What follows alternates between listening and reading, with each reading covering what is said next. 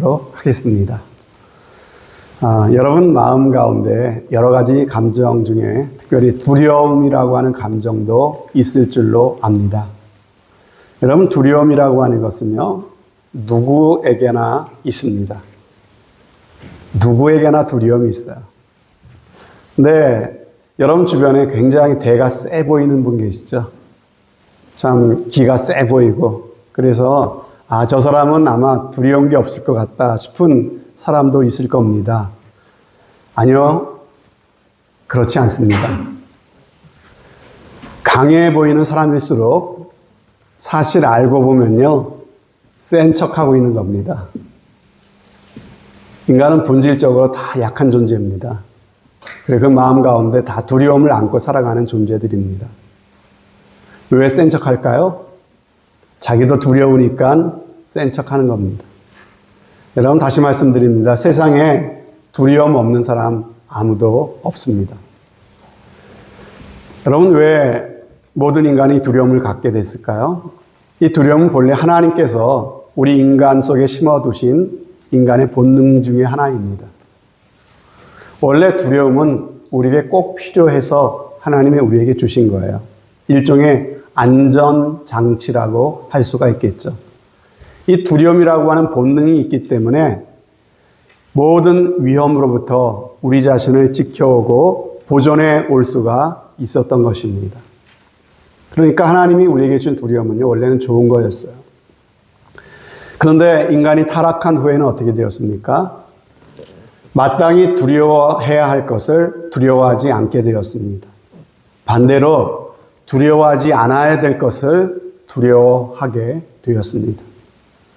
그래서 하나님이 우리에게 주신 이 두려워하는 마음은 더 이상 축복이 아니라 우리를 불행하게 만드는 저주가 되고 말았습니다. 여러분들에게는 어떤 두려움이 있으세요? 무엇이 두려우십니까? 어떤 사람을 보면요, 사람을 두려워합니다. 사람을. 그래서 개인적으로 만나서 이야기를 나눠보면 이야기도 잘합니다. 그런데 사람이 4명, 5명, 6명 이렇게 모이면은 왠지 모르게 말을 하지 못합니다. 불안해합니다. 여러분, 지나치게 남을 의식하는 거죠. 혹시 나를 이상하게 보지 않을까? 날 싫어하지는 않을까 하는 두려움과 스트레스를 유독 많이 갖고 살아가는 사람입니다. 우리 한국 사람들 중에서 이런 사람이 종종 많이 있는 것 같아요. 여러분, 또 언제가 두렵습니까? 늦은 저녁에 또 늦은 밤중에 자녀에게 전화벨이 울리면은 자녀로부터 전화가 오면은 어떻습니까? 덜컥 겁부터 납니다. 혹시 무슨 일이 생긴 건 아닐까 하는 그런 두려운 마음 말입니다.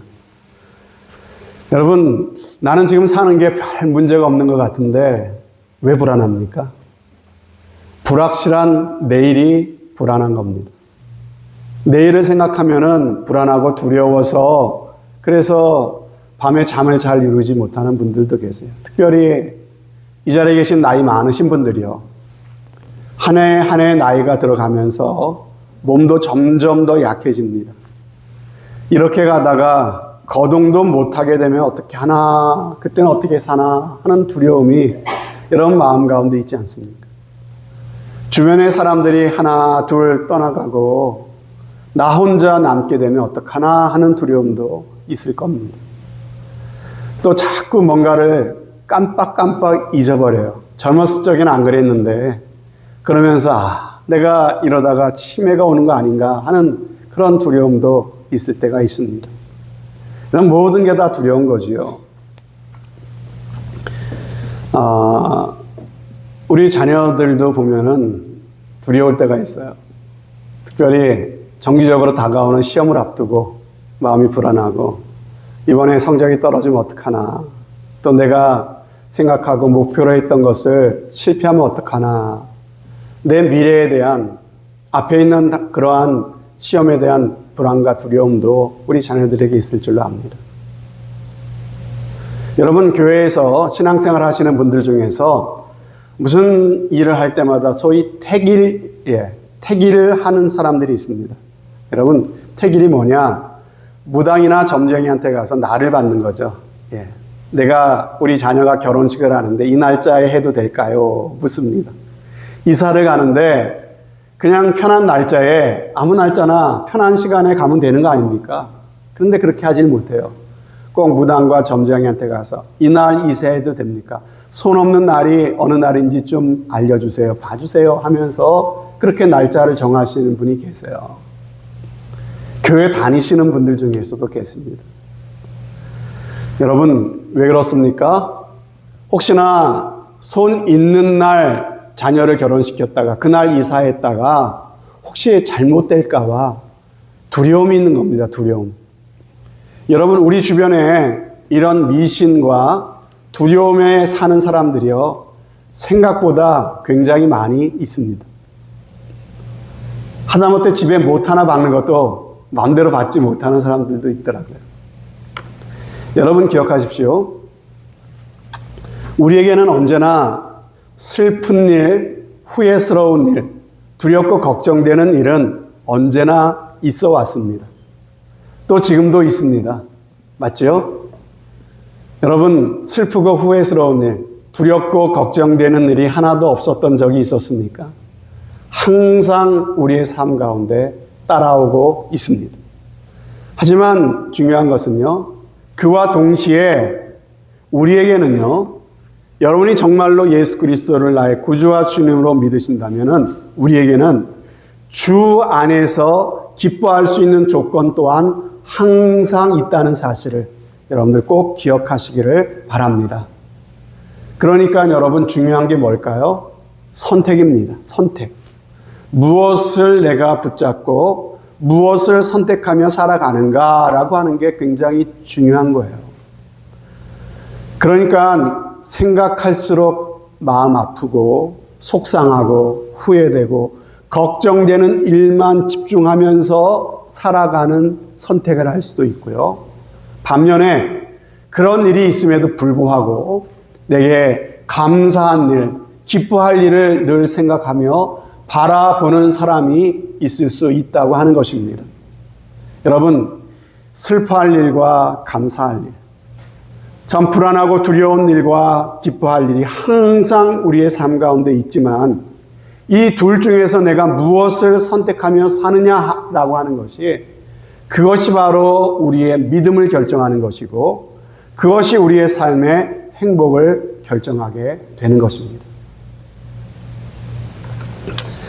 여러분 혹시 고양이 앞에 있는 쥐를 보신 일이 있으십니까?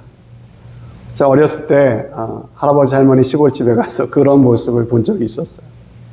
여러분 쥐는요 굉장히 재빠르게 도망갈 수가 있습니다. 후다닥 하고 도망가요.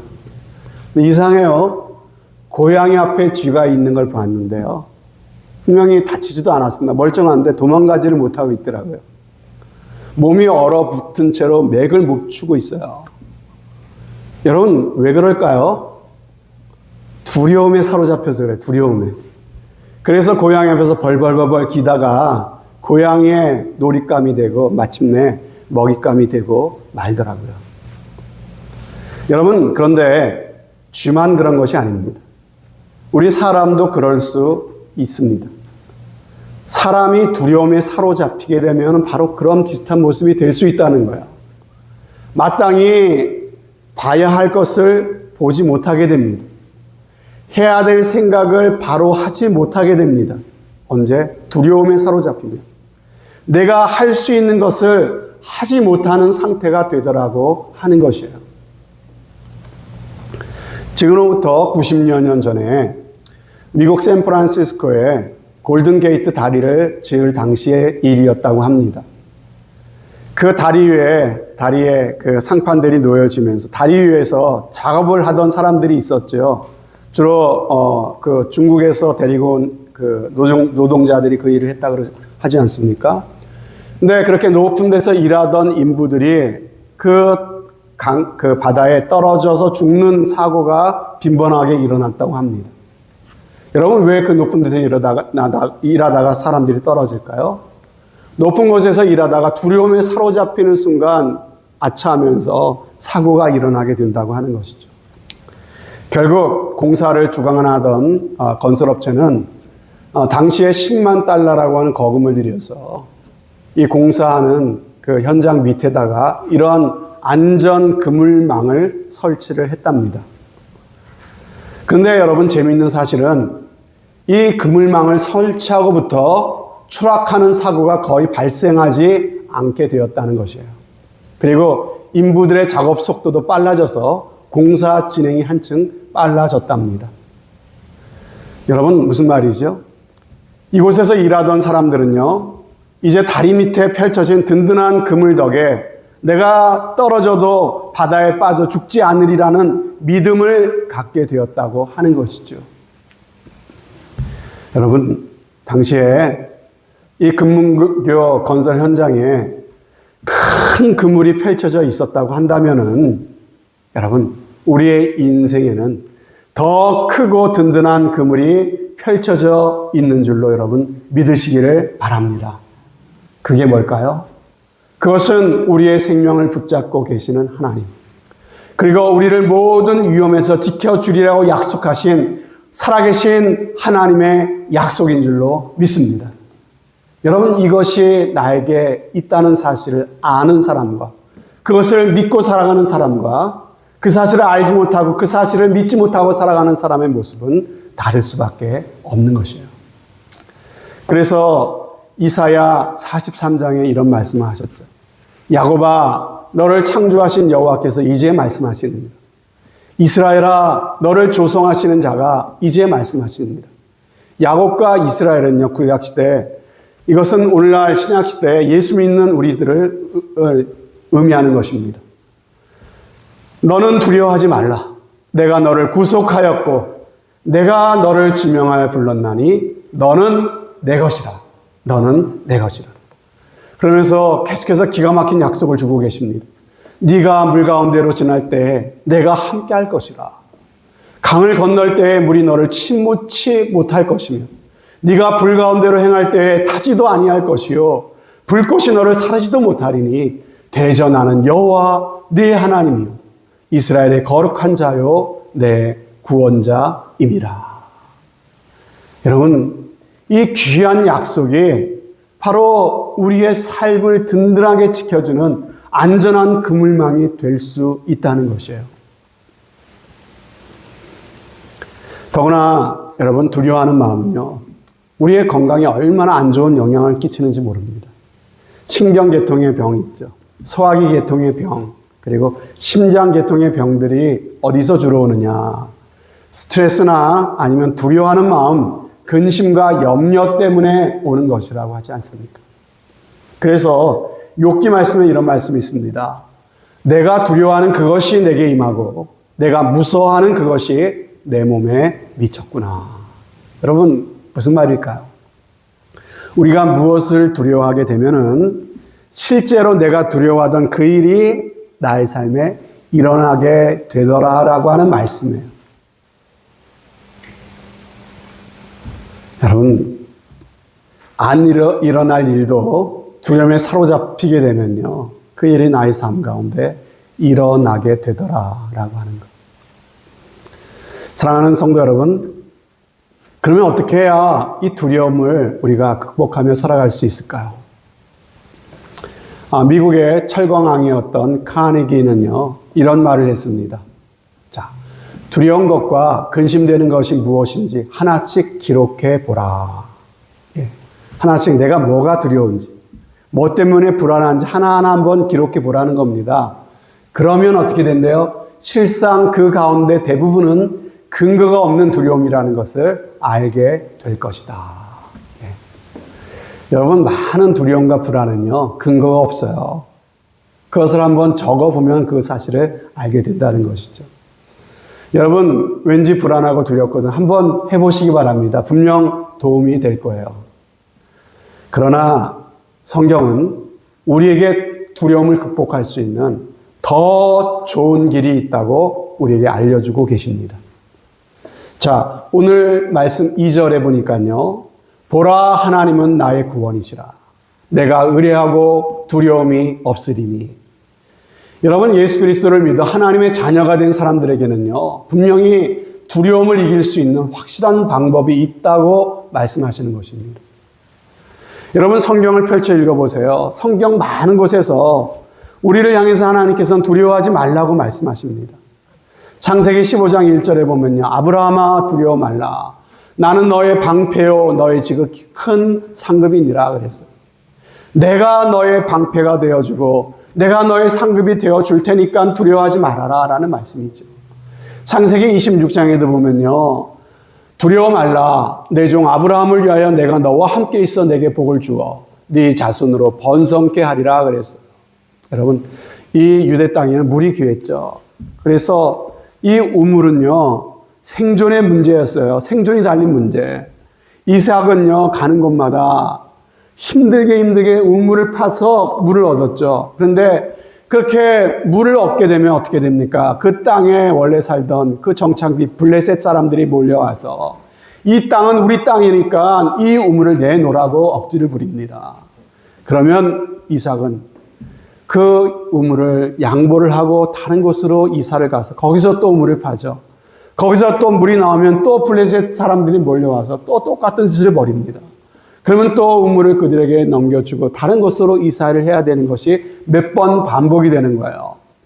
그러니까는 이삭의 마음이 불안하죠. 두렵죠. 내가 이 나그네 땅에서 내 사랑하는 자녀들과 내 가족들과 이 땅에서 잘 정착해 살 수 있을까?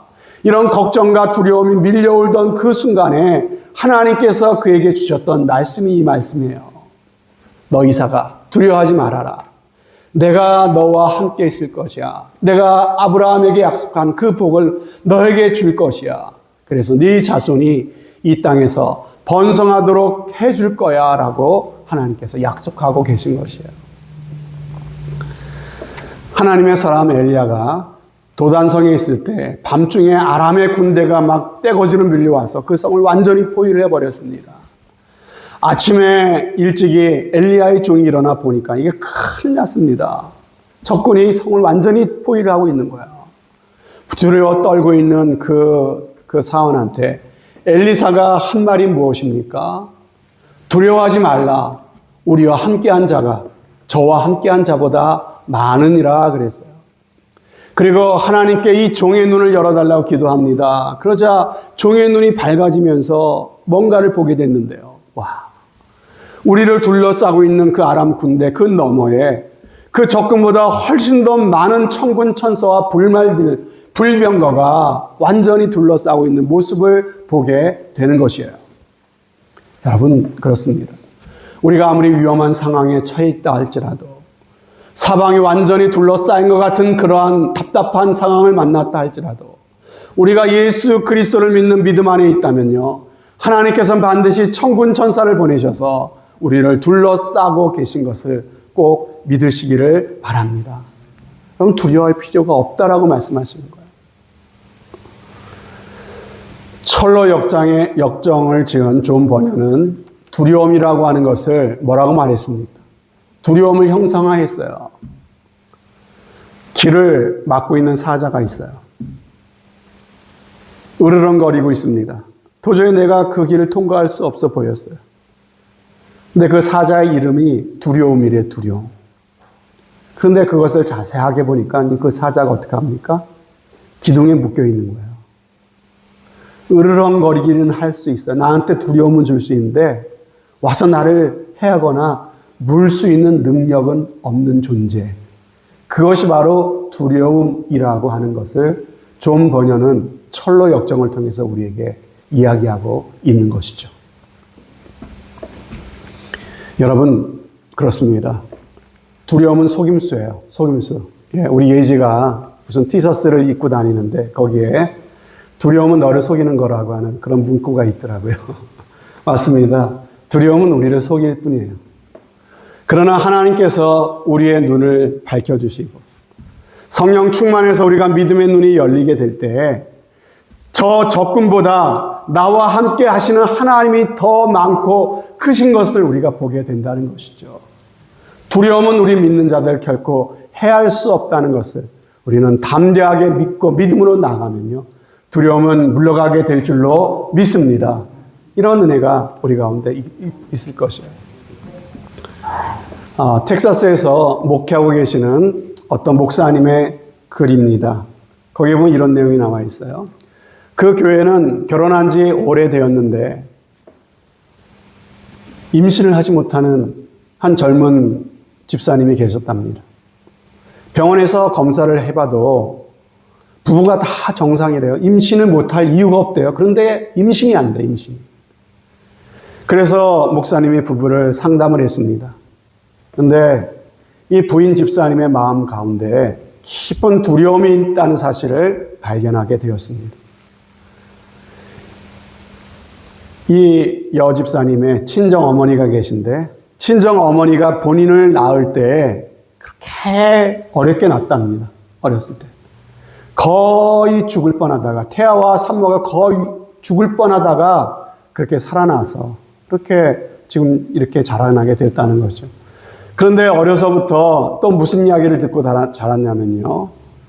자기 엄마도 자기를 그렇게 힘들게 낳았지만은 엄마의 친정엄마, 그러니까 외할머니도 엄마를 낳을 때 똑같았다는 거죠. 거의 죽을 뻔하다가 겨우 살았대요. 아이를 낳다가.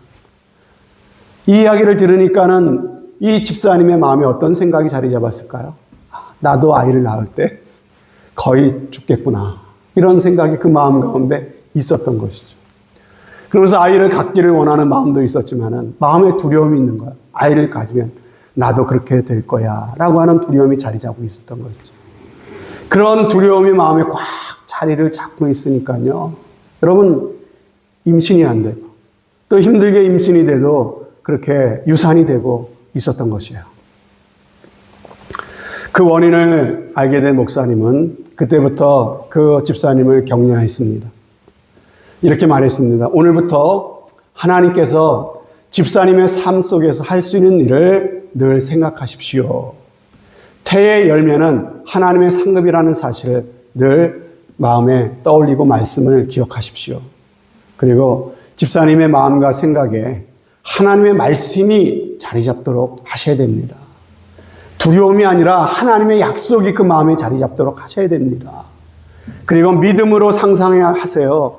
믿음으로 아이를 베고 있는 모습, 건강한 아이를 출산하고 그 아이를 안고 행복하는 모습을 마음속에 그려보면서 하나님께 믿음으로 기도하시기 바랍니다. 그리고 믿음으로 고백하십시오. 하나님, 아이를 잉태하고 출산할 수 있는 복을 주시니 감사합니다라고 선포하십시오. 이렇게 권면을 했다는 것이죠. 그래서 내 마음이 자로잡고 있는 두려움을 말씀으로 자꾸만 밀어내고 하나님의 약속을 붙잡으려고 노력하고 그렇게 했더니 정말로 얼마 지나지 않아서 아기가 임신이 되고 건강한 아이를 순산했다고 하는 그러한 이야기였습니다. 여러분, 그렇습니다. 마음에 자리 잡고 있는 기쁨, 두려움이 임신할 능력을 차단시켰지만 하나님의 능력을 바라보기 시작하자 닫혔던 출산의 문이 열리게 된 것입니다. 여러분도 똑같이 한번 해보시길 바랍니다. 여러분을 자꾸 불안하게 하고 앞길을 막는 것은요, 여러분 안에 있는 불안한 마음, 두려움이 여러분 알게 모르게 그렇게 역사하고 그리고 여러분의 앞길을 막고 있는 거예요. 두려움을 이기는 성경 말씀을 붙잡으세요. 시편 23편 말씀 얼마나 좋습니까? 여호와는 나의 목자시니 내게 부족함이 없으리로다. 내가 사망의 음침한 골짜기로 다닐지라도 해를 두려워하지 않을 것은 주께서 나와 함께 하시리라. 이런 시편 27편 말씀, 여호와는 나의 빛이요 나의 구원이시니 내가 누구를 두려워하리요. 여호와는 내 생명의 능력이시니 내가 누구를 무서워하리요. 이 말씀을 읽고 읽어서 여러분 마음 가운데 새기시길 바라요. 또 이사야 41장 말씀 너무나 여러분 좋아하는 말씀 아닙니까? 두려워 말라, 내가 너와 함께함이니라. 놀라지 말라, 나는 내 하나님이 됨이니라. 내가 너를 굳세게 하리라. 참으로 너를 도와주리라. 참으로 나의 의로운 오른손으로 너를 붙들리라. 이 말씀을 읽고 외우고 마음에 새기고 또 새기고 이런 마음에 이 말씀을 붙잡고 살아가는 한 두려움이 여러분 마음을 장악하지 못하게 될 줄로 믿습니다. 여러분, 두려움하면 또 제자들, 예수님의 제자들도 떠오르지요. 사복음서에 나타나는 제자들의 특징이 뭡니까? 두려움이에요, 두려움. 그들은 예수님을 모시고 살고 있었어요. 말씀도 늘 듣고 살았지만, 놀라운 기적도 친히 보았지만, 두려워하는 마음이 늘 그 가운데 있었다고요. 그러기에 그들은 갈릴리 바다의 풍랑을 만났을 때 두려워합니다. 예수님이 로마 군병들에게 붙잡혀 가셨을 때도 두려워서 뿔뿔이 다 흩어졌다고 말씀하지 않습니까? 베드로는 멀찍이 따라가다가 그 대제사장의 그 뜰에서 어떤 계집동 앞에서 나는 예수를 모른다고 부인하며 저주까지 하는 실수를 저지르지 않았습니까? 왜 그랬죠? 왜 그랬습니까? 여러분, 두려웠기 때문이에요. 예수님이 부활했던 그날에도 제자들이 어느 집에 모였는데 어떻게 했습니까? 다 문을 닫고 창을 내리고 꽁꽁 문을 걸어 잠갔다고 말하지 않습니까? 왜요? 두려워서 그랬다는 것이죠. 이렇게 두려움에 사로잡혀 살았던 제자들이 사도행전에 넘어가 보니까 완전히 다른 사람이 되었어요. 베드로는 이제는 많은 사람들이 모인 앞에서 예수는 주님이라고 담대히 증거하는 사람이 되었습니다. 그러자 유대 지도자들이 이 사도들을 잡아다가 때립니다. 다시는 예수를 증거하면은 그때는 너희가 죽게 될 것이라고 위협을 합니다. 그러자 그들의 앞에서 뭐라고 말합니까? 우리가 하나님의 말씀에 순종하는 것이 옳은지 아니면 사람의 말을 듣는 것이 옳은지 당신들이 한번 판단해 보시오. 우리는 보고 들은 것을 말하지 않을 수 없습니다라고 말하지 않습니까? 여러분, 그들이 그렇게 매를 맞고 나오면서 기쁨으로 찬양을 부르면서 다시 복음을 전하는 자리로 돌아가서 담대히 복음을 증거하지 않았습니까? 여러분, 어떻게 사람이 이렇게 바뀔 수가 있습니까? 그들이 그렇게 할 수 있었던 이유가 어디에 있었을까요? 과연 무슨 일이 있었던 거죠?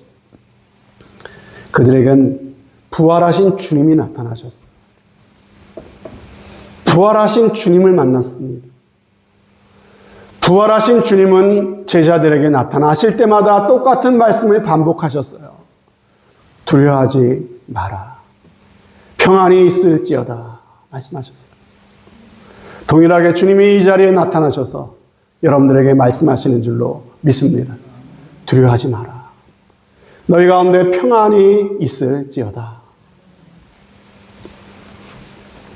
그리고 부활하신 주님을 만난 그 제자들이 오순절 그 마가의 다락방에서 어떤 체험을 합니까? 성령이 그들 가운데 강림하는 체험을 합니다. 부활하신 주님을 만난 그 믿음과 그리고 간절한 기도와 성령의 충만함을 입었을 때 그들은 완전히 다른 사람이 된 거죠. 두려움을 벗어버린 담대한 삶을 살아갈 수가 있었던 것입니다. 제가 교회는 중학교 때부터 다녔지만 정말 예수님을 믿게 되고 그리고 거듭난 신앙생활을 하게 된 것은요. 아마 대학교 2학년, 3학년, 그때쯤이었던 것 같습니다. 여러분, 은혜 받기 전에는 참 제가 겁이 많았습니다. 눈이 작으면 겁이 없다 그랬는데 저는 눈이 크지도 않은데 겁이 많았던 것 같아요. 그리고 걱정이 많았습니다. 걱정이.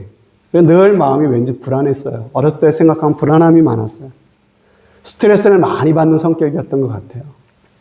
특별히 학교에서 중간고사나 기말고사를 앞두면은요, 참 스트레스가 많았습니다. 밥도 잘 못 먹고, 잠도 잘 못 자고 했던 것 같습니다. 이렇게 신경이 예민하다 보니까는요, 여러분, 제 위장이 약했습니다. 위장이. 그래서 속이 자주 쓰렸어요. 밤중에도 속이 쓰려서 깰 때도 있었습니다. 그 당시에 저의 몸무게는 60kg 초반이었습니다. 61kg, 62kg. 빼빼 말랐어요. 그런데 제가 매일마다 교회 가서 기도하는 생활을 시작하면서 정말 하나님이 살아계시는 것이 믿어졌다 그랬죠. 그리고 내가 구원받은 하나님의 자녀가 되었다는 사실이 내 가운데 믿어지면서 나의 삶에 어떤 변화가 일어나는데 여러 가지 변화가 있었지만 그 중에 한 가지를 여러분들에게 말씀드리자면요. 내 마음에 자리 잡고 있던 불안과 두려움이 사라졌어요. 물론 간혹 또 일어나기도 하지만요. 그게 더 이상 나를 사로잡고 끌고 가지를 못하게 되었습니다.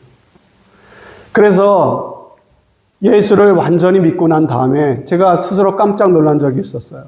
교회 수련회에 가서 밤중에 하는 어떤 프로그램을 맡아서 혼자서 산 쪽에서 혼자서 거기서 이제 아이들이 올 때를 기다려야 되거든요.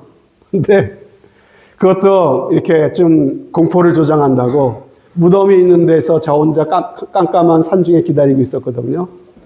근데 프레시도 키지 않고 깜깜한 산중에 저 혼자 기다리는데 하나도 무섭지가 않더라고요. 그때 깨달았습니다. 내가 왜 이러지? 전에 같으면 상상도 할 수 없는 겁이 없어졌어요, 겁이. 그리고 운전을 하면 가면서도 큰 트럭이 막 이렇게 거칠게 와도요. 내 마음에 하나님이 지켜주시는데 뭐 하는 그런 담대한 마음이 내 마음 가운데 있더라고요. 이런 마음이 평안해지니까 위가 쓰린 증상이 조금씩 다 사라졌습니다. 그리고 몸무게도 점점점 불어나더라고요. 그래서 70kg대가 되었습니다.